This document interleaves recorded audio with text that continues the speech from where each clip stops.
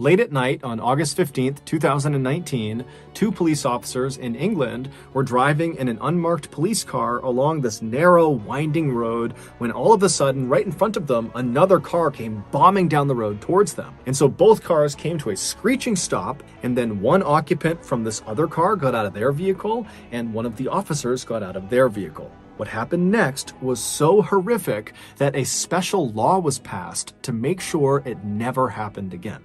But before we get into today's story, if you're a fan of the strange, dark, and mysterious delivered in story format, then you've come to the right place because that's all we do, and we upload once a week. So, if that's of interest to you, please remove the prong in all of the like buttons. On July 18th, 2019, 28-year-old Andrew Harper scrawled a little note inside of a card, and then he folded the card up, he slipped it into its envelope, and he handed that envelope off to a nearby friend. And this friend, after getting this envelope and Andrew's directions for what to do with it, he left Andrew's room and began walking down the hall all the way towards the other side of the Ardington house.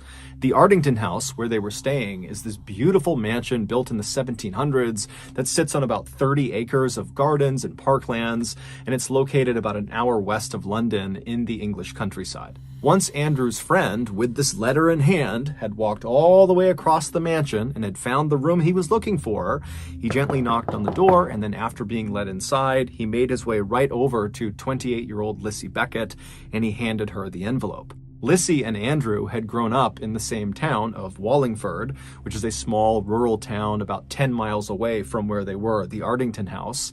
And from the time Lissy and Andrew had met each other when they were 15 years old, they had become totally inseparable. It was truly love at first sight. And now, 13 years later, they were finally getting married. And so Lissy, after getting this envelope, she saw the writing on the outside of it and knew it was from her fiancé. And so she smiled, she opens up this letter, and she reads what's inside. And it just said, "Life is slippery. Here, take my hand." While on the surface, this little note seemed like nothing more than a romantic gesture from Andrew, in reality, those 7 words contained in that card were a great representation of who Andrew really was. He was a protector. Ever since Lissy could remember, Andrew had always been so concerned with her safety. And for that matter, anybody around Andrew was just worried about and wanted to make sure everybody was taken care of. And as Andrew got older and grew to be this massive 6'5" tall man, his natural inclination to protect other people only became more pronounced. While Andrew was known for being incredibly charming and friendly and approachable, at a moment's notice, he could flip the switch and literally step in and use his big frame to protect anybody that needed protecting, no questions asked. And so it came as no shock to Lissy, or really anybody who knew Andrew, when Andrew, at the age of 19, became a special constable or volunteer police officer for the Thames Valley Police Department.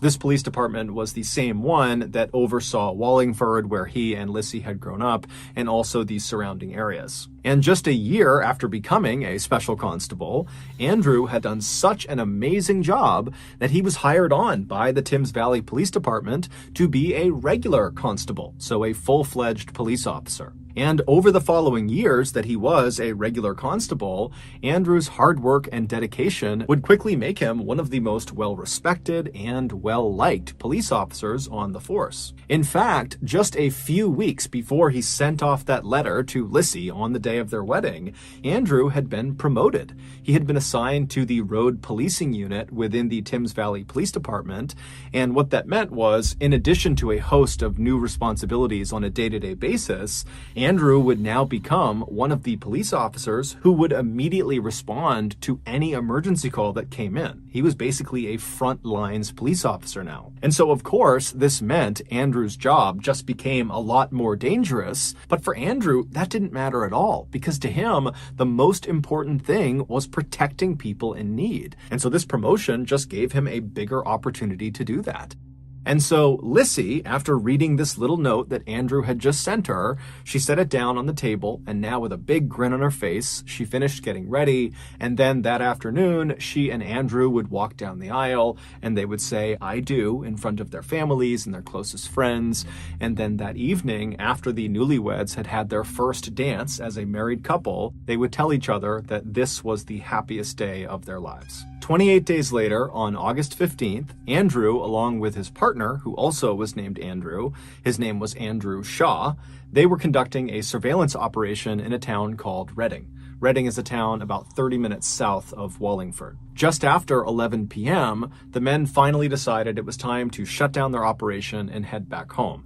Their shift had actually ended 4 hours earlier, but being hardworking and diligent police officers, they had worked overtime because they knew it would help their unit. But now at 11 p.m., they were totally exhausted, and so as they're kind of yawning and packing up their things, Shaw, who was driving, would fire up the engine of the unmarked BMW car they were in, and then once it was on, he would pull away from the curb, and they would start heading north.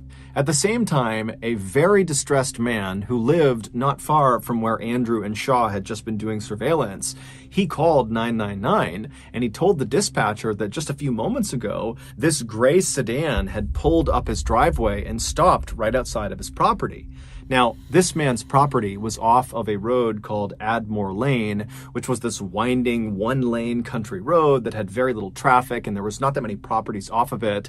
And so for anybody to pull on to this man's property would have caught his attention, let alone a car pulling onto his property in the middle of the night. And so as soon as the man had seen these headlights coming up his driveway, he had gone to the window and watched, wondering, what is this person doing? Had they turned onto the wrong property? Are they going to turn around and leave? But to his horror, once this car had stopped right outside of his house, 3 masked men who were carrying weapons of some kind got out of the vehicle. And so at that point, the man had frantically dialed 999, and as he's trying to describe the situation to the dispatcher, he suddenly tells the dispatcher, as he's looking out the window, that he thinks these men are here to steal his quad bike. His quad bike was parked right outside of his detached garage, and he saw them walking towards it. And so he tells the dispatcher, who's already told him that police are on the way, he tells the dispatcher, "I can't wait any longer. I'm going out to confront them and stop them from stealing my bike." The dispatcher yells at him not to and says, "They have weapons, stay in your house." But this guy's not listening, and so he runs to his front door, he opens the front door up, but by the time he's looking outside, the gray car, the 3 masked men, they're all gone, and so too is his quad bike. And so he goes back in the house, he's talking to the dispatcher, and the dispatcher says, "Look, just stay at your house, the police are on the way, they will intercept that car, they'll get your quad bike back." And so seconds later, a call went out over the radio to Thames Valley Police to go and intercept this gray car on Admore Lane. So whoever was closest, go over there, but be advised, the occupants of this car are 3 masked men that are armed and dangerous. Now, Andrew and Shaw, when they heard this call, they would have known that they were not the only officers that could have taken this call. And they also would have known that they've been off the clock now for like 4.5 hours. There was no expectation that they would continue to work and go take this call. But they didn't care at all. When that call came across, the only thing they thought about was, do your job. And so Shaw, he whips the car around and he speeds towards Admore Lane and he pulls off of the main road called the A4. He gets onto Admore Lane and he starts driving north. Now, as soon as they turned onto that road, their vehicle effectively blocked the way for anybody coming the other direction. And so at this point, they're expecting this gray car full of these masked men to be coming in their direction, and they are now blocking the way. And so Andrew and Shaw, as soon as they get on that road, they know a close quarters confrontation is almost guaranteed. But when you listen to the dash cam footage from the front of their vehicle that picked up the voices of Andrew and Shaw as they turn onto this road, there is no nerves, there's no fear, there's no hesitation. They are calm as can be. This is what they have trained for. They were ready. And so Shaw, he's making his way up this winding road. It's totally pitch black. The trees are practically on top of the road. It's like a tunnel of trees. And so they're driving along this road, and then all of a sudden, up in the distance, you can see on the dash cam footage, you see headlights bombing toward them. They're way off in the distance, and then all of a sudden, that car, these headlights, they come flooring out right in front of them, and both cars come to a screeching stop. You can hear the screeching of the brakes on the dash cam footage. And so this car in front of them comes to a full stop, and Shaw, he stops, but then he moves up just a little bit closer before fully stopping the car. And so now the two cars are only maybe 10 or 15 feet apart. At this point, it's important to understand that the vehicle that Shaw and Andrew were in was an unmarked car, and they had intentionally not put on their blue lights as they're cruising up this road because they didn't want the suspects to see the blue lights in the distance and turn around and get away. And so now they've come face to face, and so Andrew and Shaw, they're looking at this vehicle, and they can see that one, it's a gray sedan, so it matches the description of the car they're looking for, and two, behind this gray sedan is what looks like a quad bike that they are towing. And so they know this is the car they were looking for. It's on Admore Lane. This is going to be it. And so Shaw, he flips on the blue lights, and Andrew, who's in the passenger seat, he opens the door and begins yelling at the occupants to stay where they are. But they don't listen, because now the masked men in the gray car, they know they've been caught. There's police right in front of them. And so suddenly, one of the masked men in the back seat of this car, he leaps out of the vehicle and he runs around to the back of the gray car and he unhooks the quad bike. And then the gray car, without even waiting for this third masked man to get back inside, it just begins driving forward on the left side of Shaw and Andrew, basically trying to drive around them, despite the fact there's nowhere to drive. It's a ditch on either side of the road. But obviously, these guys are desperate and willing to do anything to get away. And so this gray car has driven down into this ditch before Andrew and Shaw could do anything. And then the third masked man, who's realizing he's being left behind, he starts running around the right side of the police car. So he's trying to go around the other way. And amazingly, as soon as the third masked man made it around to the back of the police car, the gray car somehow managed to pop out of the ditch and got back onto the road, and it starts driving away from Shaw and Andrew. And as they're driving away, the third masked man is just on the road running after them. And so Andrew, seeing an opportunity to potentially grab this third masked man that was out on foot, he jumps out of the police car, he turns and starts running down the road after the suspects. And so Shaw, he doesn't have enough space on this road to turn around and drive after them. And so all he could do was put the car into reverse and then look over his shoulder and start driving in reverse after them. And so as Shaw is driving backwards down this road, he can see out of his rear window Andrew, who is chasing the third masked man, who is chasing the gray car. And so we can see all this happening out his back window. And then something totally strange that just defied logic happened. The third masked man suddenly leaps as if he's trying to jump into the moving car. And at the same time, Andrew, who's closed the distance on him, kind of lunges for the third masked man. And then just as suddenly as these two maneuvers have happened, both men just vanish, and then the gray car just drives away and disappears. And so Shaw, he's watching this happening, and he has no idea what he's just witnessed. He's thinking, where did Andrew go? Where'd the third masked man go? What's happened? But he still can only drive in reverse, and so he's just driving and driving, and then finally he reaches a point in the road that's just wide enough that he's able to turn the car around, and as he's doing that, you hear over dispatch that someone is asking Shaw, what's going on? Where are you? And all Shaw is able to say is, my partner, Andrew, has gotten out of the vehicle and I lost him. I don't know where he is. And so after Shaw has turned the vehicle around, he begins driving, now facing the proper direction. And as he's driving down this creepy dark road, you don't see anything. It's eerily quiet. Andrew's nowhere to be found. The car is nowhere to be found. The third masked man, there's no one. And so Shaw is just driving down the road, hoping that as he makes one turn or the next, he's gonna see his partner just kind of running on the road somewhere. but he doesn't. But as he's driving along, what Shaw didn't realize was that there were things in the road that belonged to Andrew. They were kind of small, so he didn't see them, but the footage would later reveal that it was almost like there was this trail of Andrew's things kind of littered all over the road. There was his wallet, then there was his badge, then there was his license and other ID cards, and then there was his glove, and then there was this piece of plastic that looked like it belonged on Andrew's vest. And then a little farther down the road, because Shaw is still driving and scanning for his partner and scanning for anything, and there's just nothing. As he's driving along, he would, in real time, notice something of Andrew's, and it was Andrew's stab vest that he wore over his chest. And so he stops the vehicle and he gets out, and again, he's on this totally pitch black road where it's weirdly quiet, and he's walking up and he grabs the vest, he comes back into his vehicle and he puts it down inside of his car, and at this point, over the radio, people are asking Shaw, what's going on? Where are you? And you hear in Shaw's voice a bit of panic as he's like, I've found Andrew's stab vest. It was on the side of the road. And he can't make sense of that. He has no idea why it's there. And dispatch, they don't know what to make of that. And so Shaw just continued driving down this road, thinking to himself, what's happening here? Meanwhile, less than a mile away at the end of Admore Lane, where it joined up with A4, which is where Andrew and Shaw had originally come in, two other Thames Valley police cars had arrived at that intersection. They had gone there specifically to try to intercept this gray car as they fled. And so they're sitting at this intersection and they're looking up Admore Lane and they see headlights bombing towards them. It's the gray car, and the gray car comes speeding out onto A4. It makes a hard turn and it speeds away from these two police cars.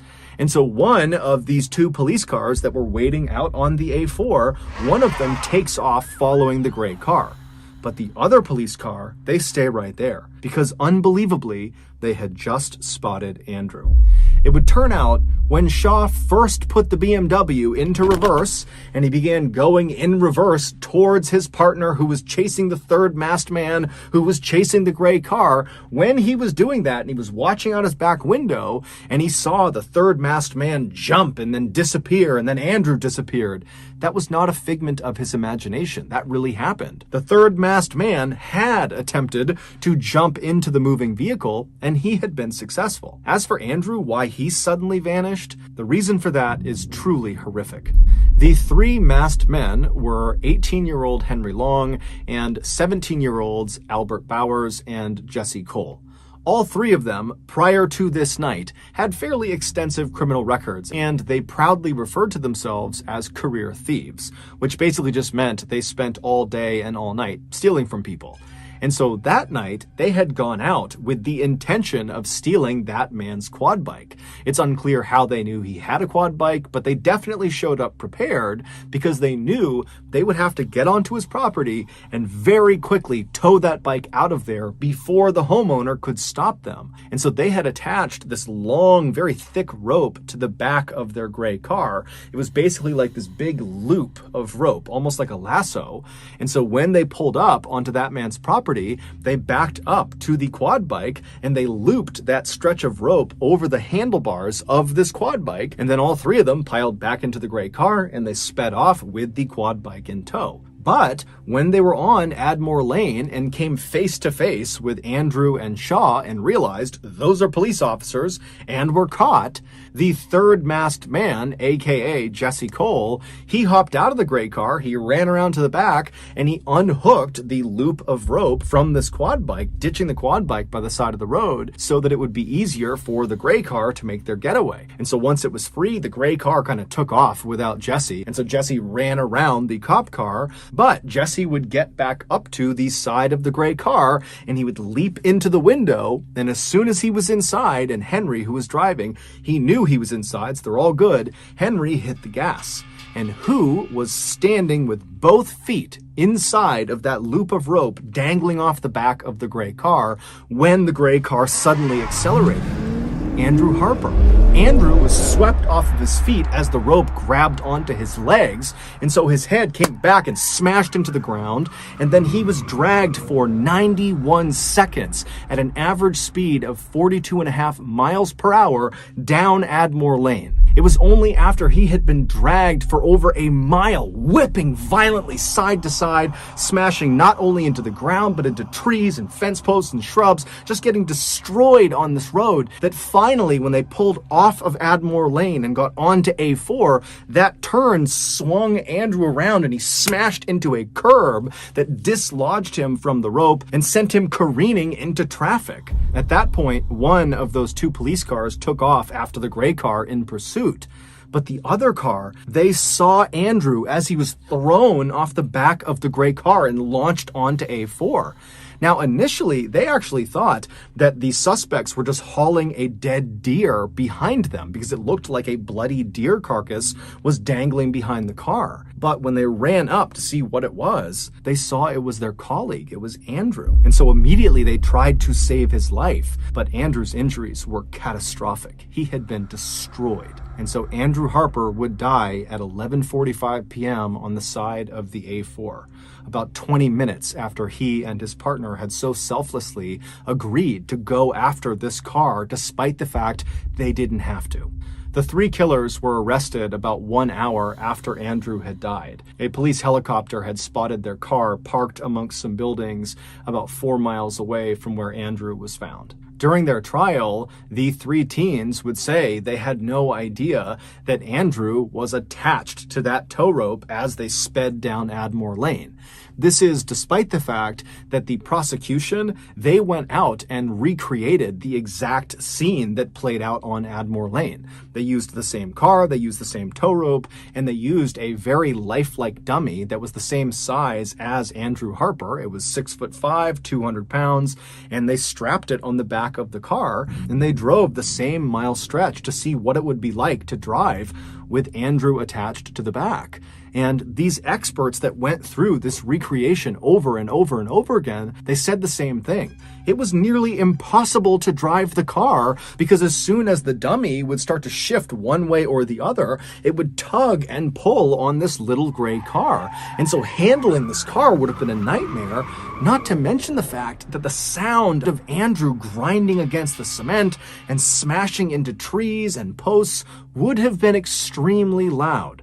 And so the prosecution attested that there was absolutely no way that those three teens wouldn't have known that there was a person connected to the back of their car. Also, the prosecution said that all along Admore Lane, they found blood on both sides of the road, high up into bushes and on trees, indicating that as Henry had driven along with Andrew behind him, he must have been swerving violently side to side, most likely, at least according to the prosecution, to try to dislodge the person that was stuck on the back of his car. But the three teens never changed their story. They also never once said they regretted what they did. They showed absolutely no remorse. And when the verdict was read, and these three teens were not found guilty of murder. They were found guilty of manslaughter, but everybody knew that was significantly better because the sentences were so much shorter. When that verdict came back, these three teens were punching the air and cheering and laughing, just making a complete spectacle out of it. And then after being led out of the courthouse with the devastated family of Andrew Harper basically watching them, they were smirking and smiling at the cameras and waving and just treating the whole thing like it was one big joke. Still to this day, none of them have apologized or expressed any regret or remorse about what happened. In fact, two of the killers, Jesse and Albert, they've come out publicly and said they're going to write a book about this crime, about killing Andrew Harper, and there's no indication that this book is being written because they feel bad. It's almost certainly being written because it's an opportunity to make money. Following the verdict, Andrew's wife, Lissy, who was totally devastated not only by the loss of her husband, but also by what she viewed as total injustice with regards to the fact that these three killers had not been convicted of murder, she would go on to lobby for years to pass a brand new law called Harper's Law that would give an automatic life sentence to any criminal